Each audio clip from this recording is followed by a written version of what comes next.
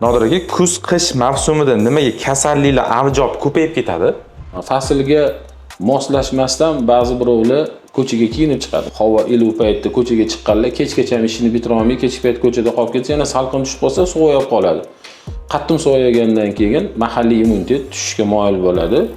Shunaqa qilib immuniy sistema tushib ko'tarilgandan keyin har xil kasalliklarga chalinishga moyillik paydo bo'ladi.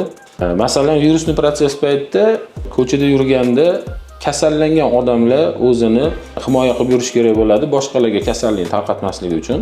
Himoya qilinmagan zonada yurgan bemorga, odamga kasallik yuqishi tez bo'ladi. Ya'ni virusli proses juda ham tez tarqalishga moyil. Ba'zi birovlar ko'r-ko'rona antibiotiklarni ichib yoradi, ozgina isitmasi chiqsa, vaholanki virusli proses paytida immuniy sistema kurashganda isitma chiqadi. Isitma chiqdi degani bu antibiotik olish kerak deganimiz, protovirusli lecheniyalar bilan avval davolanish kerak. Bakterial fonga o'tsa antibiotiklarni ichish kerak. Buni aniq bilish uchun shifokor nazoratida bo'lish kerak.